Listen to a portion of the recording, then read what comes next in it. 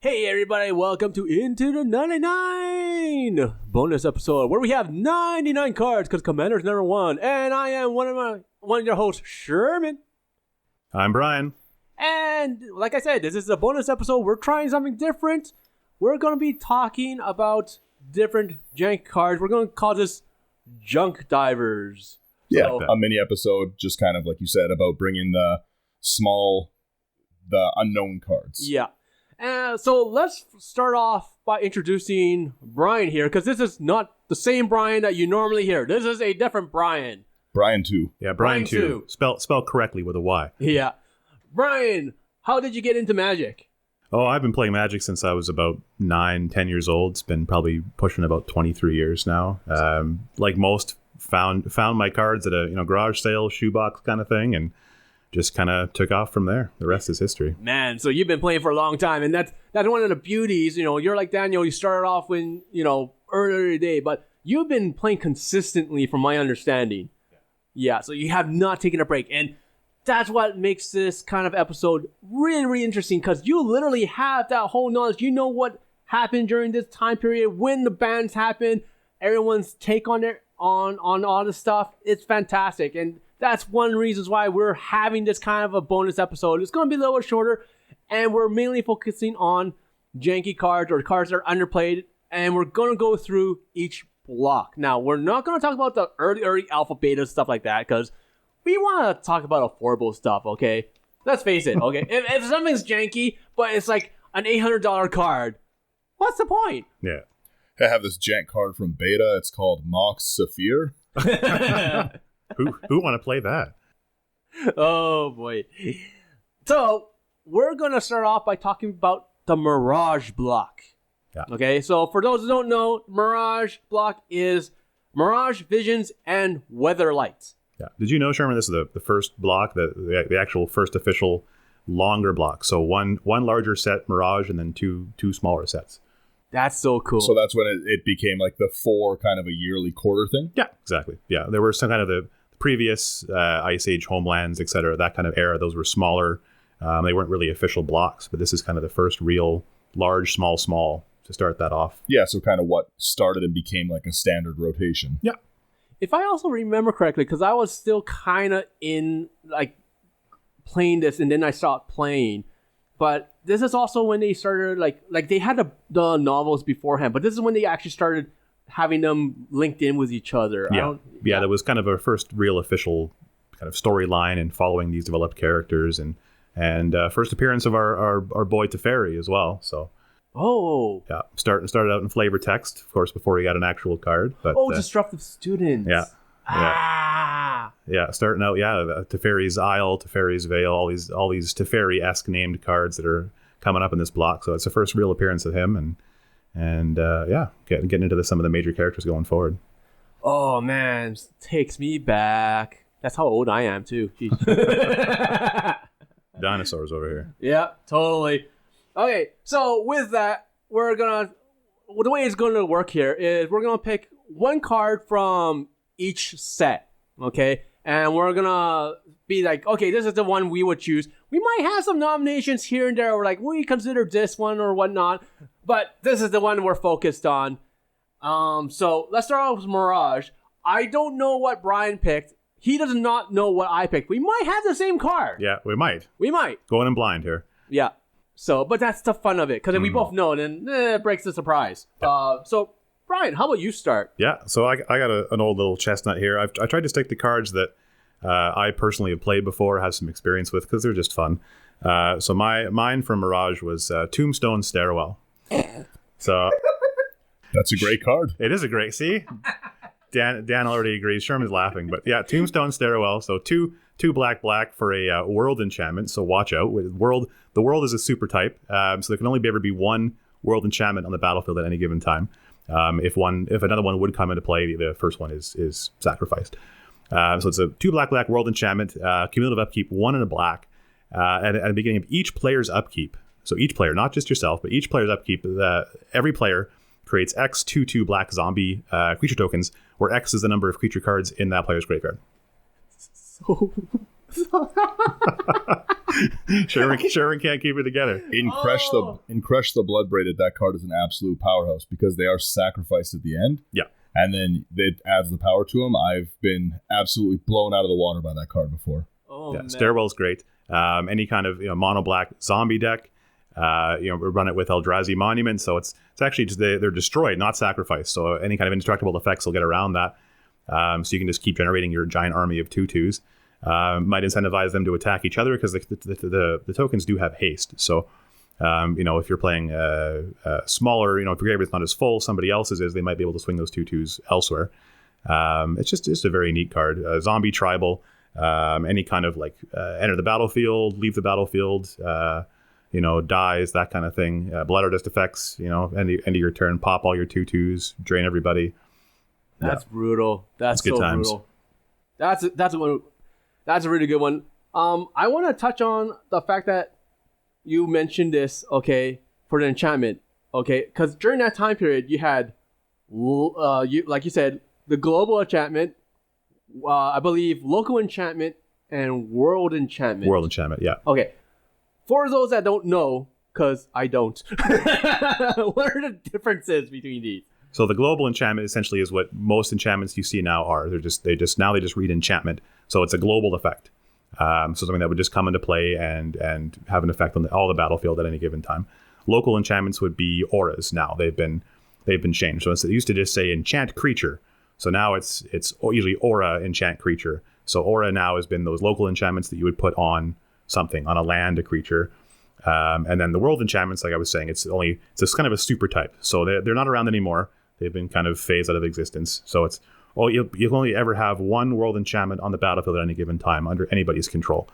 So they weren't terribly popular, but if I play my Tombstone Stairwell and then Daniel decides to play his Tombstone Stairwell, mine's going to go to the graveyard when his comes into play. So you can only ever have one world enchantment in play at any given time. Yeah, world enchantment kind of acts like a legendary. It will just end, it dies to a legend rule kind of state-based. That's Exactly. crazy. All right. I had to choose between two of them. I couldn't figure out, but one of them, in the end, I'm just like, you know what? I'm going to do this one. It's Floodgate. Okay. Yeah, that's right. I love you. 3 in a blue. It's for a 0/5 wall. Okay. Now, the reason why I love this is that if it gains flying, it's destroyed. But if it leaves play, it deals 1 damage to non-flying creatures for each 2 islands you control. So if you control 4 islands and it goes away, all non-flying creatures take 2 damage. Yeah. Absolutely flavor home run on this card. I mean, who's ever seen a flying wall, right? It's implied that the dam bursts and then all your islands just wash over everybody. And yeah. And the way I'm thinking of it is okay, I have this out. If I'm playing mono blue and I have a bunch of islands and someone attacks me, it's I'm like, think of Daniel actually, when it's like, are you sure you want to do that? Yeah? You attack me? Okay, I'll cast Jump. Because it's old school. Jump gives target creature flying for a blue mana. And it's like, okay, I'll wipe the board. Have fun, guys. Yeah. Wall's going to jump in the air. Dam's going to burst. Well, because, it jumps in the air. It's like, oh no, my water broke. The dam broke. Absolute flavor home run. Oh, man. That's a great card. But it's one of those things I'm just like, okay, between the other card, I'm not going to mention it because it's just bad. Oh, really? I mean, Floodgate's just bad, but it's so bad it's good. Okay, fine. The other one I was thinking of was Null Chamber, okay? Where it's 3 in a white. You and target opponent each name a card. That card cannot be played. Yeah. Okay? It's great for politics, but at the same time, it's going to be one of the saltiest cards ever because you and the other person, it's like, okay, you choose one commander, I'll choose the other commander, and we're the only ones that can play our commander. The other people can't. Yep. So I'm just like, you know what? Let's just not play this card. And plus Floodgate, come on, seriously. Just give it flying and then it destroys a bunch of stuff. Funny. Just too fun. Okay, so that's Mirage. Let's go on to Visions. Okay, let's go on to Visions. All right. Hastily leaving that Floodgate behind. Visions, next set in the Mirage block. One of the neat things, it's the first time we ever saw end of the battlefield effects. So any kind of... What? Yeah, that's the first time? The first time those were ever printed on Magic cards. So things like Mana War, end of the battlefield, return a creature, things like that. So any kind of those ETB effects, those were first printed on Visions cards. So Visions is the best set. I don't know. I have a personal love for Plane of Chaos, but we're not there yet. No, a few more episodes. It was neat. So being able to have those for the first time was kind of neat. The first set that we really had kind of good quality cards at common, so things started popping up in tournament play at the time. River Boa, the 1 mana, 1 green, 2/1 with Island Walk. It was widely played, and it was a common. So it's first time we really ever had those kind of powerhouses at that kind of a level of rarity. Wow. Yeah, there's some neat cards. Okay. And then of course continuing with the Teferi storyline, and he started appearing more on cards and flavor text, and so keeping on with that. That's really cool because that's when you said they're starting to create characters that we know and love now. And it's just thinking back, it's like, wow, when did they first come out? And it's all the way back in Mirage and Visions and everything. That's crazy. It's a ways. Oh man. It's a ways. Okay. Let me say my card. Sure. I was really, really tempted to choose something else, but this one is just hilarious to me. Eye of Singularity for 3 and a white. Okay. So basically, it has a lot of text, but basically what it says is that everything is singleton besides basic lands. Okay. Whenever a card of the same name enters, destroy the other one. Okay. So if Daniel has a strip mine and I bring out a strip mine, he either has to use the strip mine right away, or it just gets destroyed. If someone has a token, let's say Brian, the other Brian, has Smothering Tithe out. Okay, sure. Create 1 treasure token. Okay, Eye of Singularity says, all right, if another one comes out, you have to use the mana or sacrifice it or get rid of it. Either way, it's ultimate singleton. Yeah. Ultimate. Okay, only one person can have a Soul Ring.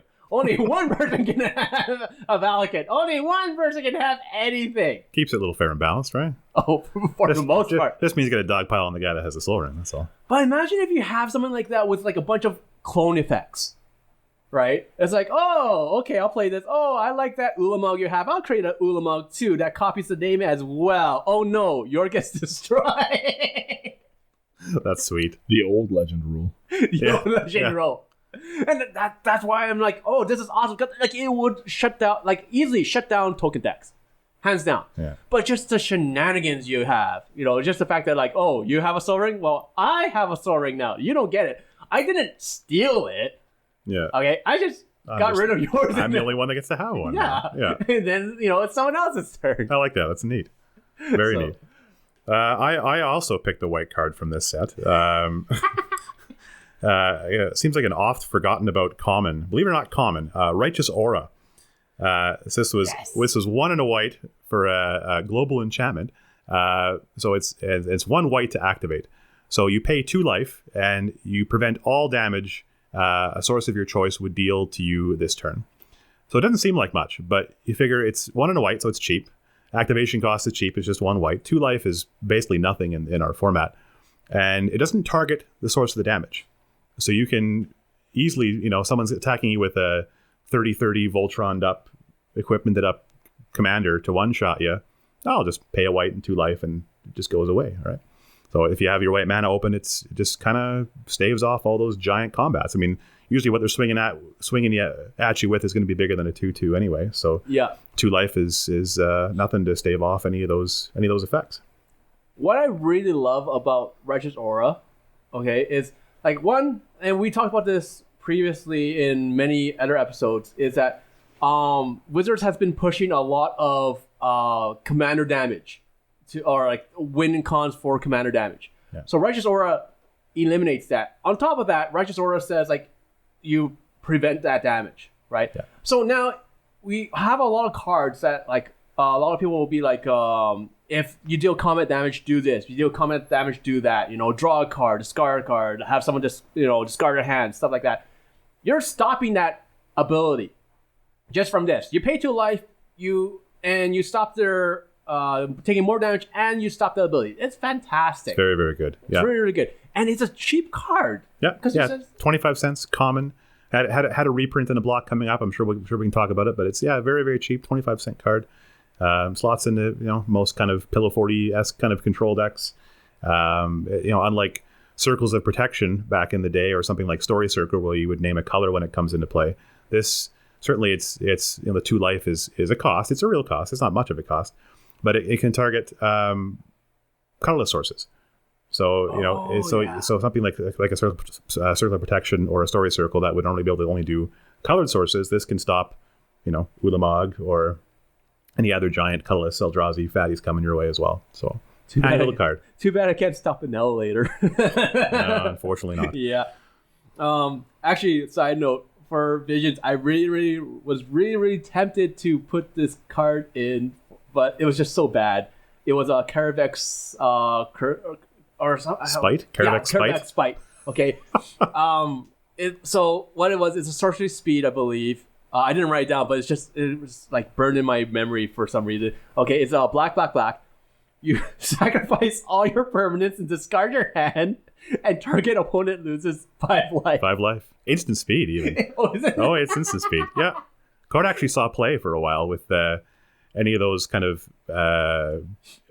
Barren Glory kind of only permanent on the battlefield kind of things. They'd have an Academy Rector in play to go and tutor for it. So then you just pitch your hand to the spell, sacrifice everything, including the Rector, go and get Barren Glory, and it would be your only permanent in play, and you had no cards in your hand, and then you'd win the game on your upkeep.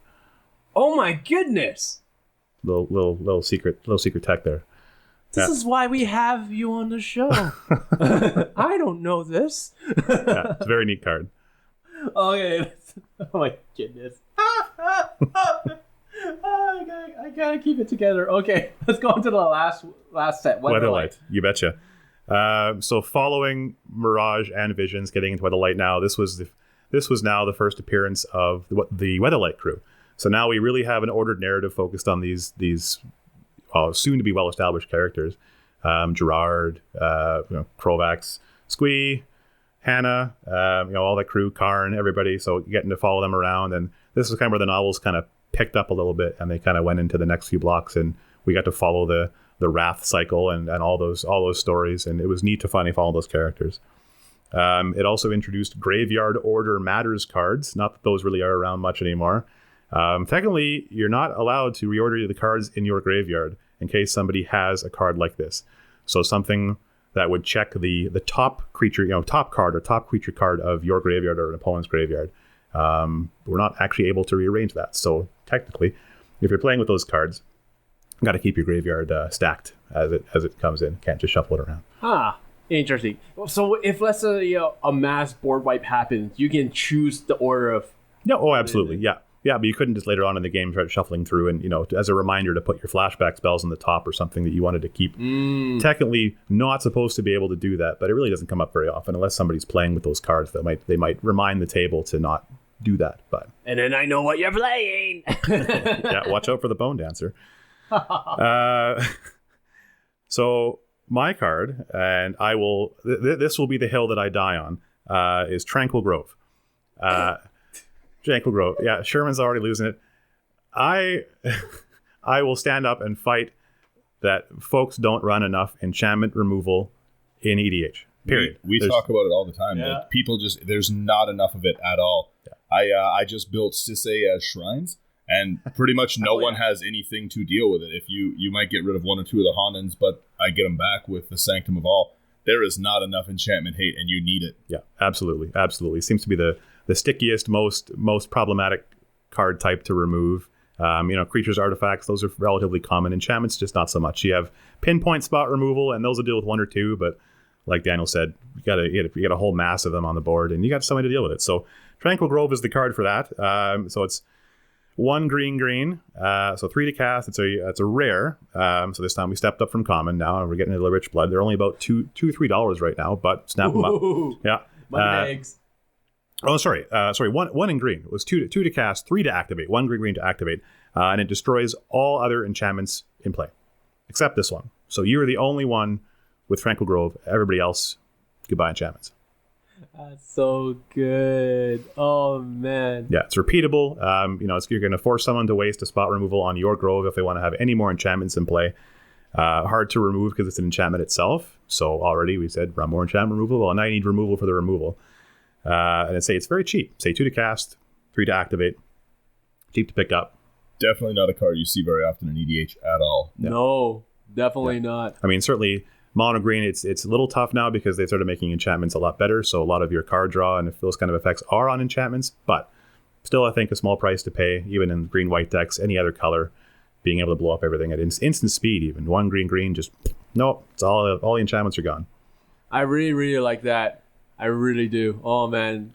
So especially like we had Theros Beyond Death that came out not too long ago. So that's enchantment heavy. So stuff like that, and then we're seeing a lot of enchantment creatures. Yeah. So this is quite devastating, and like once again, this is way back in the day during the Weatherlight series set. So like it's been around for ages. So yeah, it's only had 1 reprint, and that was in a core set, so it's still relatively obscure, harder to find, but cheap enough, and should be a neat inclusion. If you really wanted to be mean, you can pair it with Enchanted Evening and destroy all permanents. Oh, good lord! But I'm not sure how once you blow up everybody's stuff, including your own lands, you wouldn't be able to activate it again. But you get creative. I'm sure you can sculpt your deck around that and just annoy some friends. It's the fairy's protection response. Yeah, there you go. That's Sherman. That's just rude. Not that I'm advocating going and destroying all permanents. That's we advocate fun magic here. Yeah.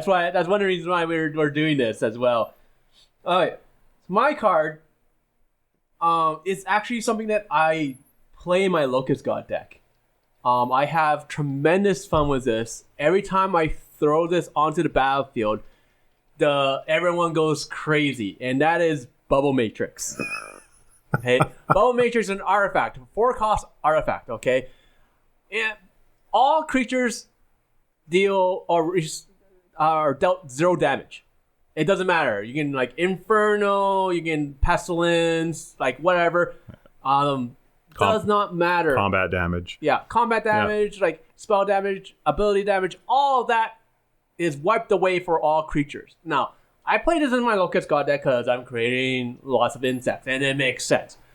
But what I like to do is I just like to throw it down, just use all my insects as blockers, and that's all I do. But I'll have other people, they'll be like, okay, it's like a check for people that play big, stompy things. If you're coming at me with a 10-10, and you don't have trample, okay, I'll just block with whatever, and I don't care. Yep, yeah. It's done. Toss that 1/1 in front of it, just stops it dead in its tracks. Yeah. It stops a lot of things. So, it's just a beautiful, very, very beautiful card. And I will I would never remove that from Locust God. It's just hilarious. And the best is when you do that for other people too, because they always think oh, you're I'm at the advantage because of the Locust God, but then they realize, oh wait, I have all these small creatures that I can compete against for the bigger creatures, so I'm happy too. And it's okay, so and my Locust God deck is not a pillow fort in any way. I'm very, very aggressive with it. I don't have a lab man win. But when I have the Bubble Matrix, I go for my mill win.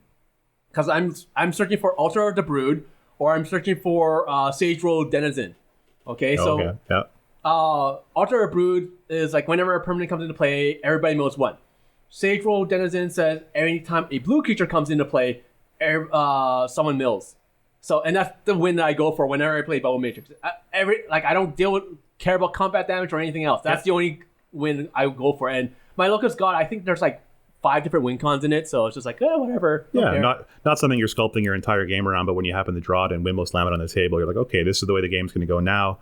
This is kind of what I'm leaning towards. And, it's just fun. Who doesn't like bubbles? Yeah, Bubble exactly. Matrix. Bubble Matrix. You can cackle with glee to yourself as you slam it down the table. But I have to say, Weatherlight has some of the craziest things I've seen. So I was really debating between this and a few other ones, because and I chose Bubble Matrix just because I actually use it. So, but these other cards that I chose, I'm okay, I wanted to choose. I'm I would use them, but I have yet to. So I'm nah, I gotta go with this one. Yeah. So, but yeah, those are the cards we have chosen. Okay, if you guys, very good picks all around. yeah, if you guys have any cards that you guys like think is fantastic or enjoy using or is janky or whatever, leave us a comment. Yeah, please. Let us know. So, other than that, once again, this is a short episode. It's kind of a bonus episode. We're just trying things out. We're going to see how this goes. We're going to try to do this consistently here. So, we're literally going to go through every single block. Okay? Eventually, we'll catch up. But, the good thing about Magic and Wizards is they kind of like printing more stuff for us. I think they're in the business of making money. Yeah. Yeah. I think so. So eventually we'll get there. Might take some time. Yeah. Maybe in like 100 years, maybe the game will stop. Who knows? So by then I'll be, 400 years old. That's okay. And they'll still be making Magic. And still be making Magic, and I'll still be doing the podcast. It's all good. Thank you guys so much for tuning in. Remember to check out the website. Give everyone a like and a follow. Sherman is doing the Mega Bowl, so be sure to tune in for that. Yeah. Please vote for which commander you want to see me play and build. Okay. Spooter. Oh, Spooter, you want to. Unfortunately, I have 3 choices. I have either the Locust, or not Locust. I wish Locust got Omnath Locust, or Omnath of the Royal. Okay. Sidri, Galvanic Genius, and Thantis War Weaver. The only correct choice. Yeah, Fantas is a pretty cool one. I do want to see Aggro Spider deck. That'd be great. So everyone was like the polls are really, really close. Ironically, I thought like one would just take off. Yeah. No, they're all pretty close. So like I said this before in the last episode. Like I might actually have to build all 3 decks at this point in time. Hey, you might as well, right? Yeah, I might just do it just cause. Just cause. Yeah, why not? But thanks again for everyone for checking us out. Once again, come on to Discord, chat with us. We have a very active Discord. Check it out on Instagram. We stream Wednesdays online playing against other people from all over the world. Whether you're in Germany, US, Canada, like we stream with tons of different people. Other than that, thanks for listening and catch you all later. And thank you again, Brian, for coming on today. Oh, thank you guys. Thank you very much for having me. Hope I can come back. Oh, absolutely. Oh, you will. You totally will come back. Have a great day, guys. All right, take it easy. Bye, guys.